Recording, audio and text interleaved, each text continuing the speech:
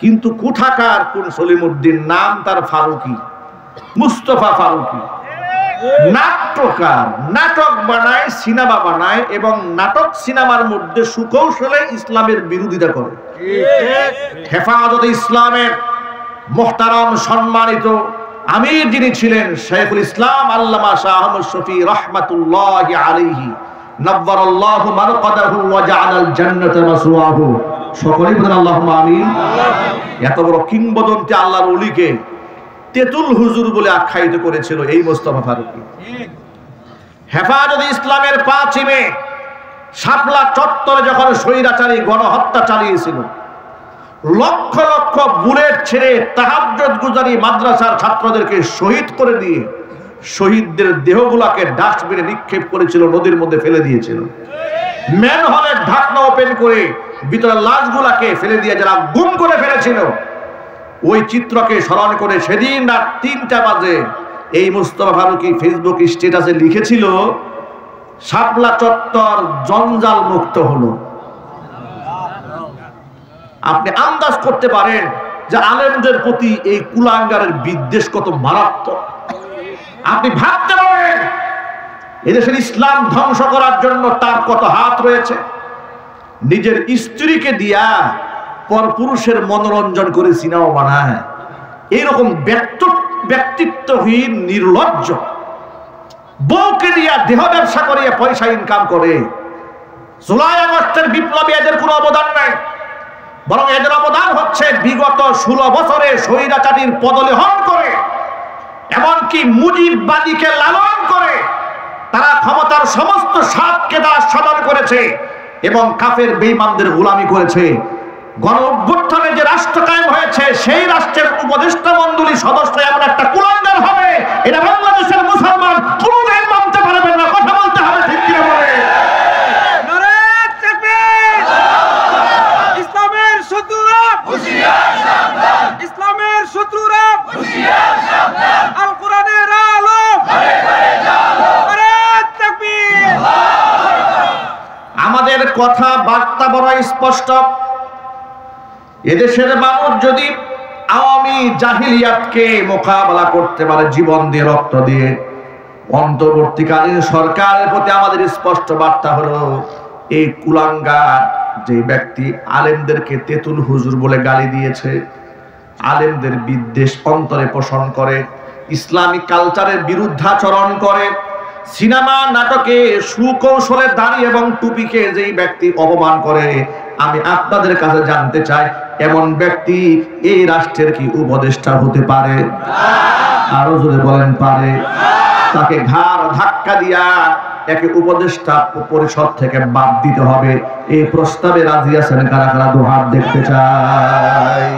যদি বাদ নেওয়া না হয়, যদি বাদ না দেওয়া হয়, ছাত্রদের নেতৃত্বে, ওলামাদের নেতৃত্বে, যদি হেফাজতে ইসলামের নেতৃত্বে কোনো আহ্বান আসে, তাহলে জুলাই আগস্ট বিপ্লবে যেভাবে আমরা একাকার হয়ে ঝাঁপিয়ে পড়েছিলাম, এই সমস্ত কুলাঙ্গারদেরকে রাষ্ট্রের পর থেকে সরাই দেওয়ার জন্য আমরা আবার একাকার হয়ে যেতে চাই।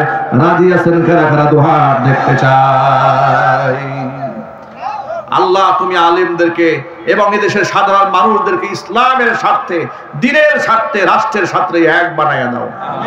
জোরে করে আল্লাহুম্মা আমিন। হাত নামান। সাংস্কৃতিক উপদেষ্টা, সাংস্কৃতিক মন্ত্রী যদি বানাতে মনে চায়, কবি মুহিব খানকে বানান। ঠিক কিনা বলেন? এদেশে কি জ্ঞানী গুণী মানুষের অভাব পড়েছে নাকি? আমার প্রশ্ন হচ্ছে, মুজিব একটি জাতির রূপকার, এই সিনেমাতে অভিনয় করার কারণে নায়ক তার প্লট হারাইছে উত্তরাতে। আবার ওই একই সিনেমায় অভিনয় করেছে এই মুস্তফা ফারুকি, স্ত্রী অভিনয় করেছে। তাহলে ওই সিনেমায় অভিনয় করে একজনে প্লট হারাবেন আর একজনে মন্ত্রিত্ব পাবেন, ঘটনাটা কি? কথা বলেন। এরা তো মুজিববাদের গোলাম ছিল, চিল্লায় বলতে হবে, ঠিক কিনা? জুলাই আগস্টের চেতনার সাথে মুজিববাদীর গোলামি কোনোদিন এক হতে পারে না। সুতরাং তার সুকৌশলে কিন্তু ওরা দেশটার মধ্যে একটা দাঙ্গা লাগিয়ে ছাড়বে।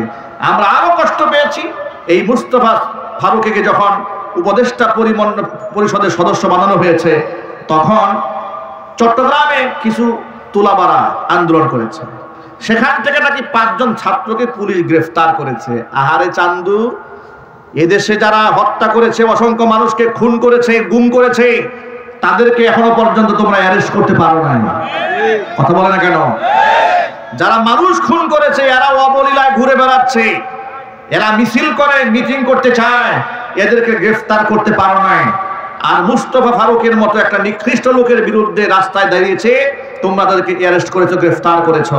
মনে রেখো, হাসিনার মতো এমন স্বৈরাচারীকে যদি এদেশের মানুষ পিটা দিয়া দেশান্তরিত করতে পারে, তোমরা এই জাতির বিরুদ্ধে দাঁড়াতে যেও না, তাদের সেন্টিমেন্ট নিয়ে খেলতে যেও না, তাহলে পিটা তোমাদেরকেও খেতে হবে। আলেমদের কত অবদান এই রাষ্ট্রে দেখেন। আগে কোন সুবহানাল্লাহ, আগে বলেন আলহামদুলিল্লাহ। এই দেশে আলেম ওলামাদের কত অবদান। সরকারের কোন প্রকারের বেনিফিশিয়ারি তারা নন। এক একটা মাদ্রাসার ছাত্র ইন্টারন্যাশনাল হিফজুল কোরআন প্রতিযোগিতায় অংশগ্রহণ করে, অংশগ্রহণ করার পরে তারা সেই কম্পিটিশনে অংশগ্রহণ করে দুবাইয়ের মাটিতে দাঁড়িয়ে, কাতারের মাটিতে দাঁড়িয়ে, সৌদি আরবের মাটিতে দাঁড়িয়ে, তুরস্কের মাটিতে দাঁড়িয়ে, যে মক্কাতুল মুকাররমাতে আল্লাহর কোরআন নাযিল হয়েছে সেই দেশের সন্তানদের সাথে মুসাবাকা করে, কম্পিটিশন করে গরিব মায়ের সন্তানরা কোরআন প্রতিযোগিতায় ফার্স্ট ক্লাস ফার্স্ট হয়ে যায়। রাষ্ট্রের পক্ষ থেকে ছাদ খোলা বাসে তাদেরকে সংবর্ধনা দেওয়া হয় না, কিন্তু মহিলারা হাফ প্যান্ট পরে ট্রফি একটা নিয়ে আসছে। আহারে কত খুশি, ঠিক কিনা ভাই? খুশির কোনো শেষ নাই। এদেশের মিডিয়াগুলা, বেশিরভাগ মিডিয়া এগুলা হচ্ছে ইহুদি খ্রিস্টানদের দালাল। কথা কি সত্য না অসত্য? ওরা আলেমদের অবদানকে তুলে ধরতে চায় না, এখনো চাচ্ছে না।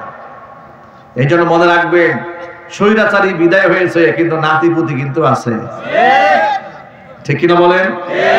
এমন যেন না হয় ওই খরগোশ আর কচ্ছপের গল্প ছোটবেলায় পড়েছি, বিজয় তো হয়েই গেছে, আমি তো যাবই সামনে, টেনশন নাই, একটু ঘুমায় নেই। ভাই, ঘুমানোর সুযোগ নাই। ঘুমানোর কি সুযোগ আছে? ঘুমানোর সুযোগ নাই। ওই যে চট করে আসার চিন্তা করতেছে। কথা বলে না কেন? আপনাদের প্রস্তুত থাকার দরকার আছে না নাই? আপনারা কি প্রস্তুত আছেন? তো আমরা বলি আপা আপনার চট করে আসার কোনো দরকার নাই, আমরা আপনাকে স্যালিউট দিয়ে একেবারে সুস্বাগত জানিয়ে বরণ করার জন্য 18 কোটি মানুষ প্রস্তুত হয়ে বসে আছে। কবে আসবেন খালি বলেন, একেবারে সুদাই এয়ারপোর্টে চলে যায়। আপনাকে একটু বরণ করে নিয়ে এসে ট্রাইব্যুনালে দাঁড় করাই দিয়ে ঝুলাই দিই। এদেশের মানুষের বহুত স্বপ্ন আপনার ঝুলাবার দৃশ্যটা দেখবে তারা। এটা মানুষের জীবনের বহুত স্বপ্ন। 5 মে রাতের বেলায় গণহত্যা চালিয়েছিলেন আপনি, আবার সংসদে দাঁড়িয়ে বলেছিলেন হেফাজত ইসলামের লোকেরা গায়ে রং মেখে নাটক করেছে। আপনি এই উপহার শহীদদের রক্তের সাথে করেছেন, করা হয় নাই? জোরে বলেন। তার বিচার হবে ইনশাআল্লাহ। এই যে কত আলেম ওলামা, যে আপনাদের কালিয়াকৈর উপজেলা ইমাম পরিষদের সভাপতি, আলেম ওলামা পরিষদের সভাপতি, তার বিরুদ্ধে মামলা হয় নাই? জেল খাটে নাই উনি? ভাই সহ জেল খাটছে। মধুপুরের পীর সাহেব বৃদ্ধ সিংহ, আল্লাহু আকবার বলেন, 4টা ছেলে 4টাকে গ্রেফতার করে ফেলেছে। বয়স্ক মানুষ গুলি করে তার শরীরটাকে ঝাঁঝরা করে দিয়েছে।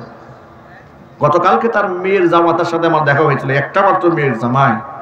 সে বলে, হুজুর কি বলবো দুঃখের কথা, আমি তার মেয়ের জামাই হয়েছি, এই অপরাধ আমার। আমাকে ধরার জন্য ঘুরে, আমার বউ প্রেগনেন্ট ছিল, মধুপুরী পীর সাহেব হুজুরের মেয়ে, সন্তান সম্ভবা একজন নারী, একটা মা, সেই মাকে টেনে হিসড়ে পুলিশের গাড়িতে উঠাইছে। আপনার কল্পনা করতে পারেন আলেমদেরকে তারা কত কষ্ট দিয়েছে। আমার মতো মানুষ গাজীপুরে আমার বাসায় আমাকে থাকতে দেয় নাই। যে বাসায় ভাড়া থাকতাম, পুলিশ পাঠিয়ে বলেছে মাদারী সাহেব এই বাসায় আসলে বাড়িওয়ালাকে বলেছে আপনি সহ মামলা খাবেন। আমার ঘরটাকে তছনছ করে দিয়েছে। আমাকে বুটবাজার কেন্দ্রীয় মসজিদে এত বছর নামাজ পড়িয়েছি, সারা অঞ্চল থেকে লোকেরা ভিড় জমাইছে মসজিদে। বিদায় নেওয়ার জন্য একটা জুমাই খুতবা বিদায়ের জন্য চেয়েছিলাম, সেই সুযোগটা আমাকে দেয় নাই। তারা বলেছে যে না, আপনি বিদায় নিতে গেলে একটা হাঙ্গামা হয়ে যাবে, বিদায় নিতে দেওয়া হবে না, নামাজে ঢুকলে গ্রেফতার, আপনি যেতে পারবেন না মসজিদে, রেড অ্যালার্ম দিয়ে দিয়েছে। আপনার কল্পনা করতে পারেন আমাদের শারীরিকভাবে, মানসিকভাবে আমাদের উপর, আমাদের পরিবারের উপর কেমন টর্চারটা তারা করেছে, কি অপরাধ করেছিলাম আমরা। চুরি ডাকাতি করেছিলাম, জেনা বদমাশি করেছিলাম, রাষ্ট্রের টাকা বিদেশে পাচার করেছিলাম। 16 বছরে 93 বিলিয়ন মার্কিন ডলার যারা পাচার করেছে তাদের মধ্যে কি আমরা ছিলাম? চিল্লায় বলেছিলাম। তাদের মধ্যে যারা ছিল সব লেজ গুটিয়ে পালিয়েছে। দেশপ্রেমিকরা পালায় না, দেশপ্রেমিকরা ফাঁসির কাস্টে ঝুলতে জানে, মরতে জানে, কিন্তু পালাতে জানে না। যারা পালায় আল্লাহর কসম তারা দেশপ্রেমিক নয়, তারা রাষ্ট্রের শত্রু, এদেশের মুসলমানদের শত্রু। কথা বল ঠিক কিনা বলবে? ওরা আমাদেরকে তিল তিল করে কষ্ট দিয়েছে। এখন আগামীর জন্য আপনাদের প্রতি আমার আহ্বান, যে দেশ এবং রাষ্ট্রে আলেমদের এত অবদান আছে, সেই দেশে আগামীতে আলেমদের নেতৃত্বে এই দেশ গড়া হবে ইনশাআল্লাহ। ইনশাআল্লাহ বলেন। আগামী থেকে কোনো বেনামাজির কাছে গিয়ে মাহফিলের পারমিশন চাওয়া হবে না। কোনো বেনামাজিকে মসজিদের নেতৃত্বে আর আনতে দেওয়া হবে না।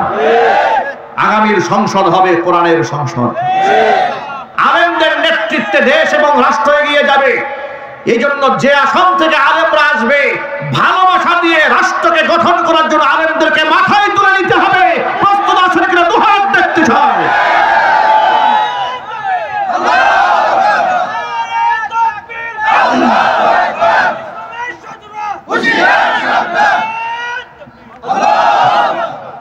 আল্লাহর পথে যারা থাকে তাদের কোনো ভয় নাই, কারণ তাদের কিসের ভয় থাকে?